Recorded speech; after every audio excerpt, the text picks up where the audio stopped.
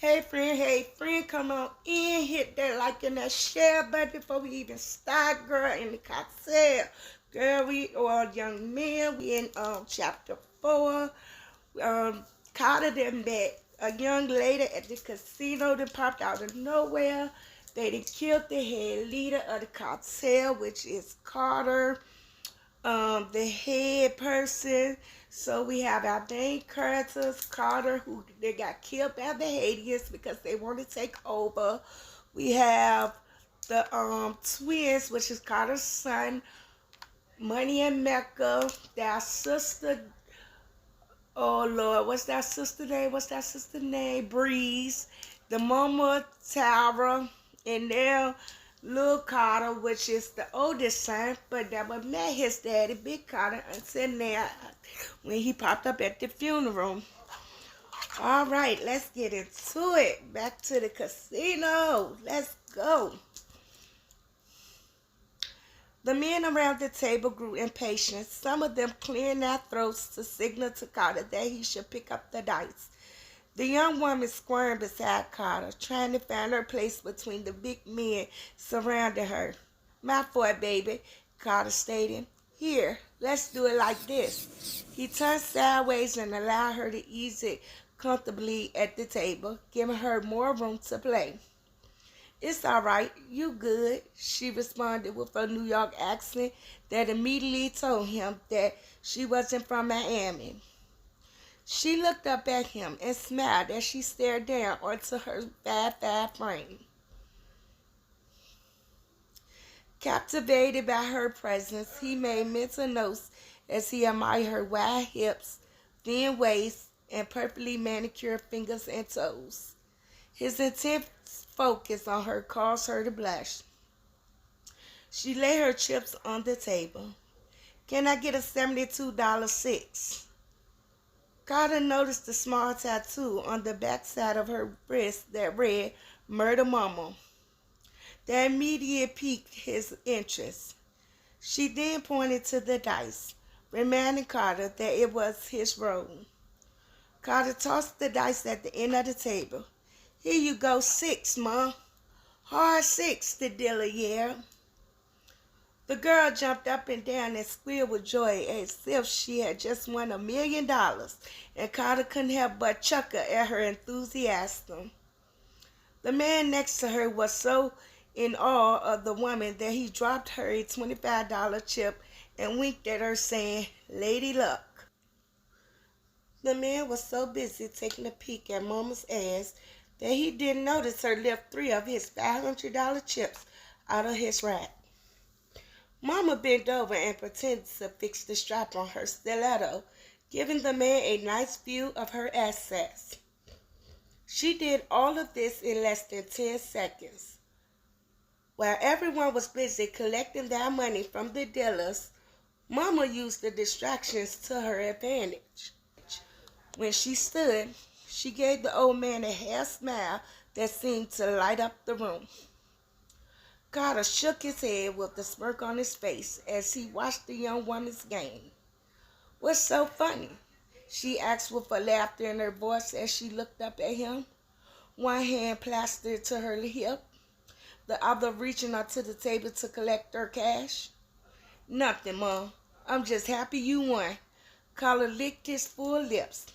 Okay, she stated playfully as she discreetly scanned his body from head to toe. I see you clowning me, but you need to be minding your own business and hit that 6 again. I still got money on the table. Everybody ain't balling like you. I see you betting with your purple chips, she said, referring to his full rack of bills. I got you, he said as he prepared for his next roll. What you drinking on, Ma? Hypnotic and Goose, she replied. The two of them stayed at the crap tables all night. They joked and laughed, flirting openly with each other. Young Carter enjoyed her company and appreciated her presence because she took his mind off of his deceased father. He noticed the size of her pockets as she tried to keep up with his best and had calculated that she had lost at least $2 grand trying to hang in the game. As the crowd began to disperse, they eventually were the only two left at the table. Drunk and feeling good, they made dumb bets. Carter not caring how much he spent, but the young lady watching every dollar that the dealers chopped up. 7 out, the dealer called. The enthusiasm had left his voice, and it was apparent that everyone at the table was exhausted. Looks like your luck has run out. The girl leaned against the table. She faced him, her head cocked to the side, her eyes low and sexy from the effects of the liquor. I guess so, he replied as he stepped to her, closing the space between them. You all right? You look a little tipsy. The girl smiled seductively and answered, just a little bit, but I'm good. I didn't come here alone. My girls are around here somewhere. This was fun. Thanks for the drinks. As she began to walk away, Carter gently grabbed her forearm. Hold up, he stated softly. He reached into his private pockets and pulled out a wad of money. He peeled off $200 bills and opened the girl's hand to put them inside. What are you doing? Her eyes opened wide in surprise. I can't take this. Whenever you're in my presence, everything's on me. That should make up for what you lost, even though it wasn't yours to begin with. He rubbed her hand before letting it go. I see you, she replied with a laugh. She threw the money out to the dice table. What you doing, Ma? She put her hand to her lips as if to shush him and then told the dealers to put it all in the field. She picked up the dice, tossed them down the table. 2 field bet 2. The dealer yelled in excitement, amazed at the young woman's luck. Double the payout! Carter shook his head in disbelief. He couldn't believe that the girl had just put 2 stacks on such a dumb bet. The payout was lovely. She picked up $6,000 from the table and handed him back $3,000. I make my own ends, but it's nice to know that there's a gentleman still out there. Before she could walk away, Carter said to her, I didn't get your name, shorty. She brought her lips close to his ear. That's because I didn't give it to you. If you're worth getting to know me, I'll see you again. She replied with a smile as she walked away from him. Mama, who the fuck is that fine-ass nigga you were kicking game to? Aries asked as she sat in the back seat of the Honda Civic. Aries, shut up. Wasn't nobody kicking game to nobody. I wasn't worried about that nigga. Y'all bitches just don't know how to tell a motherfucker without being all obvious. Our mock was at the crap table in the upstairs VIP. I just chose the table that gave me a nice view to the stairway so I know who was coming and going. Dude was just a prop to make it look realistic.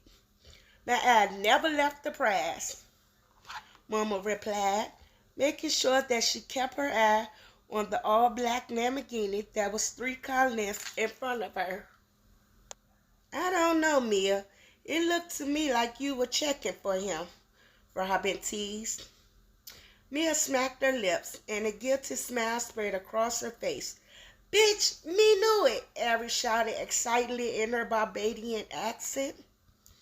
I admit it. The nigga was a little flat. He had an A game on him. But why the fuck is we discussing that nigga? This ain't playtime. Let's get focused on this business, Mama stated, trying to get back to the task at hand. Now the bitch want to be focused, Aries stated smartless. I know, right? Robin burst into laughter. To the average person, the 3 girls were rare beauties out for a night on the town. One would have never guessed that these contract killers, they called themselves the Murder Mamas, were responsible for 60% of the drug-related murders in the Dade County area. If the paper was right, they were down for the job. Nobody was an exception. They were willing to murk women, children, hustlers, the good, the bad, and the ugly. It didn't matter. Anybody could get it if the price was right. Come on, Mia. Keep up with this fucking car. Anista thought frantically as she watched her sister's car disappear in the side mirror. Her heart began to beat rapidly as she began to think of a way to buy her friends time to catch up. Mecca, can we stop at this gas station up here? She said in her sweetest tone. All those long eyelids are making me want to pee. She rubbed her left hand on his crotch. Mecca's dick immediately responded to her touch and began to stiffen as he looked at her fat ass, which was mounted to his leather seats. Nah, we are almost there. Just hold that shit. Come put those pretty lips to work. He said with a tone of authority that didn't leave her room to object. Anista looked in her mirror once again. Fuck, Mia, where are you? She unbuckled her seatbelt and leaned into Mecca's lap. She unzipped his pants and pulled out his throbbing dick. She was immediately aroused by the sight of his long thickness, which was a shade darker than his light skin and was the prettiest thing she ever seen. Her mouth watered in anticipation. The fresh smell of Sean John cologne greeted her nostrils, and she licked her lips in delight. Anista loved a big, clean dick and figured, since she was about to kill the nigga, she might as well give him the best head job of his life before sending him to meet his maker. She licked the head of his length and circled her tongue seductively around his head, and his manhood jumped from excitement. Oh, shit, he uttered as he kept one hand on the steering wheel and put the other on the back of her head. He entangled his fingers in her hair and gently pushed her down onto him. Anista took all of him into her mouth, gagging a little from his size. Her mouth was wet and warm, and Mecca was in heaven as he glanced down at the beautiful woman. She slobbered on his dick as she deep-throated him. She knew she was nice with her tongue. Not even 5 minutes had passed, and she felt the sweat of his rod as he neared ejaculation. He closed his eyes and almost forgot he was driving as she slid her mouth down one last time, tickling the vein underneath his shaft on her way up. It was a wrap as she sat up and watched Mecca come into an orgasm. Damn, baby, let's get you up to this room. A nigga needs some of that. Mecca slipped one of his fingers up her skirt, pushing her thongs to the side and massaged her swollen clit. Anista moaned as Mecca fingered her dripping pussy. He was working his fingers in and out of her like a dick, and she began to work her hips as she felt the pressure building between her legs. If this nigga can work his finger like this, I know he can fuck good. I might have to fuck his sexy ass before I kill him. Anista squirmed in her seat and continued to check her mirrors as she enjoyed the pleasure that Mecca was providing her. Mecca pulled into the parking lot of the Holiday Inn and hopped out the car, leaving his car with the valet. He pulled out a $100 bill and gave it to the valet. Take care of my car, he said. You fuck that up, I'll fuck you up. Understand? Yes, sir, the valet answered immediately. Mecca walked over to the passenger side and opened the door for Anista. Thanks, she stated with a smile. She grabbed his hand and walked beside him. When they entered the hotel, Mecca checked into a regular room, using one of his many aliases. Butterflies circling Anista's stomach because she was sure that her girls had gotten lost in the sauce of Miami's nightlife traffic. It doesn't even matter because once I slip this nigga this GHB pill, this motherfucker gonna be out for the count anyway. It'll give me enough time to let them know where I'm at, she thought as she reluctantly followed Mecca up to the 10th floor of the hotel.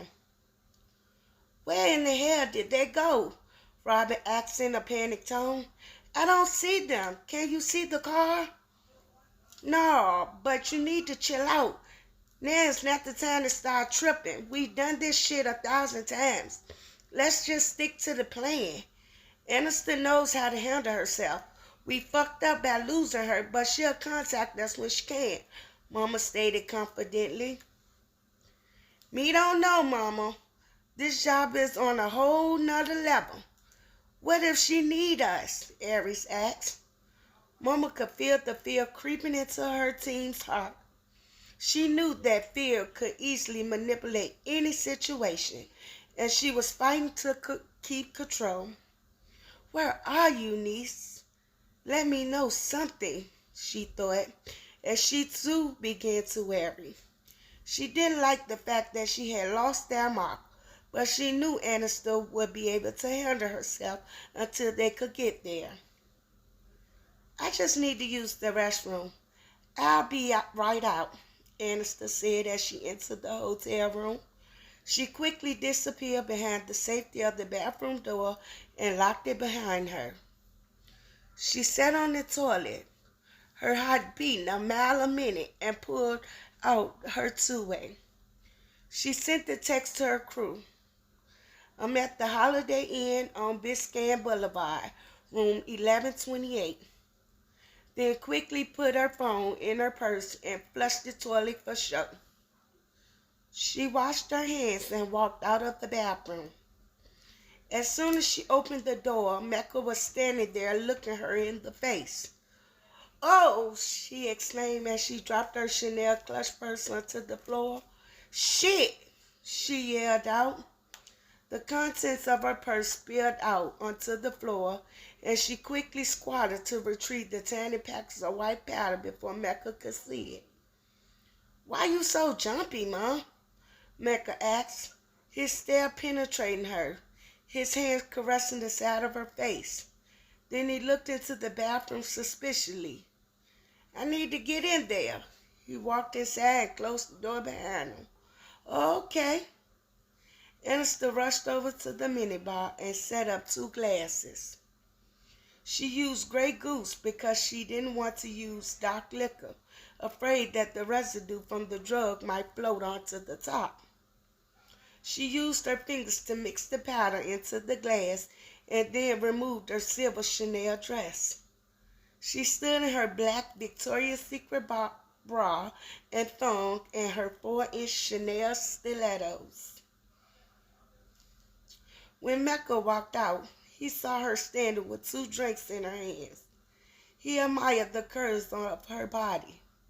Her wide hips, flat stomach, and apple-shaped bottom gave him an instant hard-on. He could only imagine the treasure that she had between her thighs and couldn't wait to taste her. Here, baby, I fixed us a drink. I want us to relax so we can enjoy the night. I'm not drinking tonight. Fuck you mean, you not drinking, nigga? You been drinking all fucking night and now you want to change up? Mecca could see the distress on her face. That's a problem? No, baby. I just want to make you feel good. How about we order some room service, have some drinks, and afterwards I'll let you put your dick in something warm. She put the glass of Grey Goose in his hands and left a trail of kisses from his ears to his chest and continued to move south. She got to his pants and unbuckled his belt. Just as she was about to go to work, he grabbed her hair forcefully, almost tearing it from the root. You drink it, he stated in a menacing voice. The look in her eyes confirmed his suspicions. When she didn't respond, he continued. You got 2 choices. You can either drink it or I'm going to blow a hole through your top. He removed his gold dipper Beretta 950 jet fire and aimed it at her head. Mecca, what the hell is your problem? Ernesta stood to her feet. I just want to make you feel good. You're pointing guns in my face and shit. We're supposed to be having a good time. She whined, trying to flip the situation in her favor. Say that shit. You think I didn't see the car that was following us, bitch? Drink up. If there's nothing going on, then you have nothing to worry about. Ernesta realized her plans wasn't working. Where are you, Mia? She slowly reached up for the drug drink. She knew that if she drank the liquor, she would be committing suicide. Mecca had peeped her whole shade, so she knew that she had to act fast. She grabbed the drink from his hand and tilted it toward her mouth. Mecca watched intensely, but just as her lips touched the glass, she badly threw the liquor in his face and darted for the door. Bitch! He yelled as he cleared the wetness from his face and chased after her. She managed to open it slightly, but he was right on her ass and slammed his weight against her, causing the door to slam shut. Then he grabbed her neck and tossed her to the floor as if she were the size of a rag doll. Ah! Bitch, you trying to poison me? You trying to set me up? Mecca aimed his gun at her head, and before she could deny his altercation, he silenced her with 2 to the dome. There that nigga go, Robin pointed to Mecca as he rushed out of the parking lot. Mia peered into his car and immediately noticed that he was alone. It was at that instant that she felt something was horribly wrong. Where's Niecy? She asked, her tires screeching as she pulled up swiftly to the valley curve. She hopped out of the car and shouted to the valley, leave my car running, I'll be right out. Robin and Aries were right behind her. They didn't wait for the elevator to make it down to the hotel lobby and darted straight to the staircase.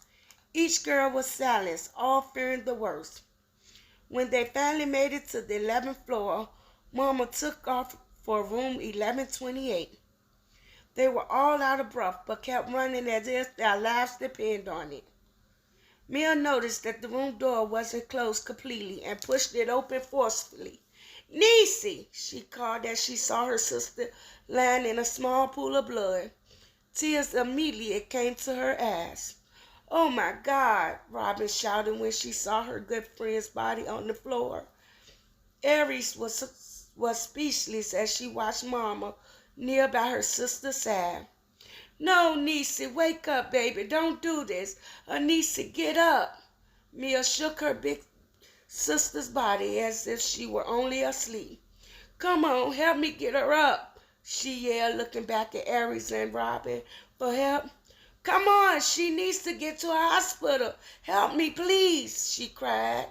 Her voice sounded like that of a small child. We got to get out of here, Robin whispered as she kneeled down beside Mama. No, I can't leave her, niece. Niecy, come on, get up. Mia, there's nothing that we can do for her now. It's too late. She's gone, Robin sadly said. She's gone. Mama nodded, her face frowned up in pain. I know, she whispered in between sobs. She leaned over her sister's dead body and whispered in her ear, I love you, niece, and I'm going to kill him, I promise. She kissed her sister's cheek and then exited the room. At first, killing the Diamond family was something that she had been paid to do. Now it was personal. Something that she had to do. And no matter how long it took her, she would have her revenge. Oh, snap, friend. They done killed me a sister, y'all. Ooh, girl. Out of control, Mecca done killed the bitch. Did he? He seen the whole scheme. No wonder her butt was at that crap table. Girl, no. All right, y'all. Before I go on to chapter 5, friend, Go ahead, hit like and hit share. Come on, hit that share like button. Come on, let's get into it. Take a drink, breathe, shoo, relax. Excuse me. Let's see what the world about to go down. No, he didn't blow that bitch head off, y'all. Yes, he did. Hi, friend.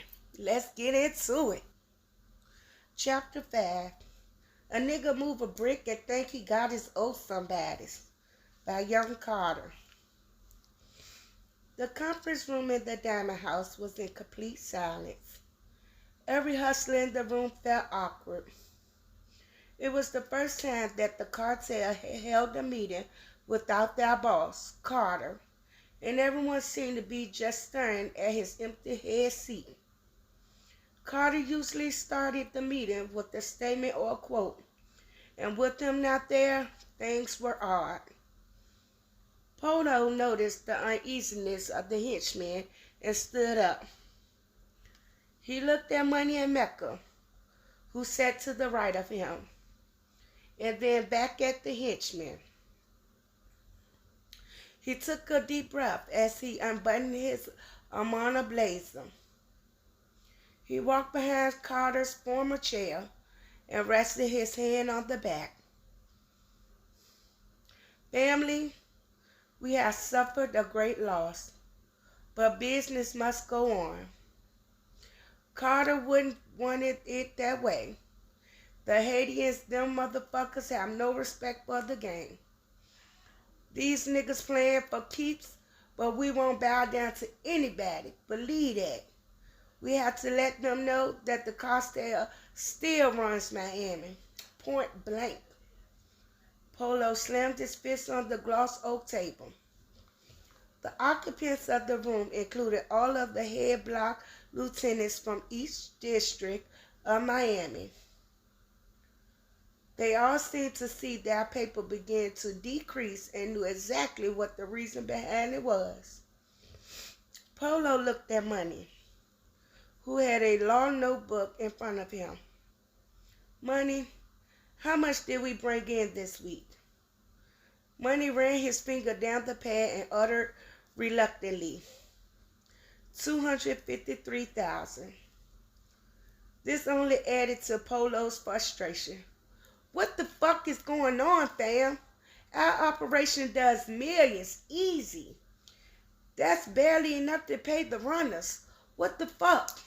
Polo said as he focused back on the henchman. One of the henchmen rubbed his hand over his face and goatee.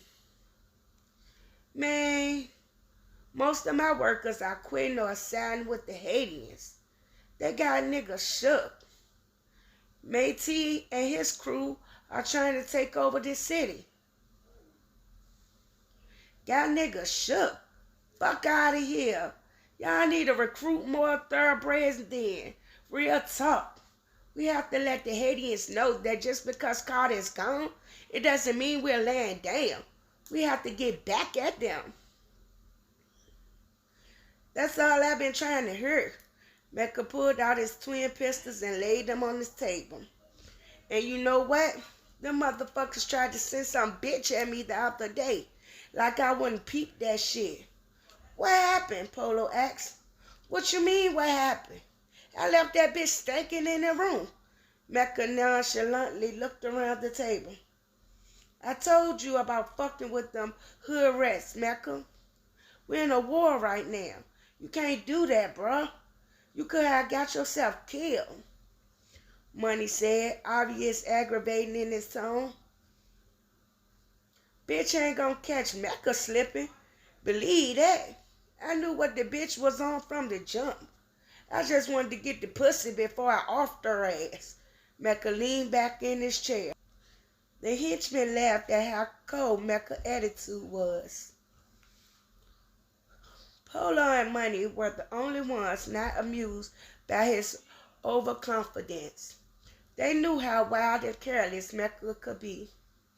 They also knew eventually his rashness, if not control, would lead to their downfall.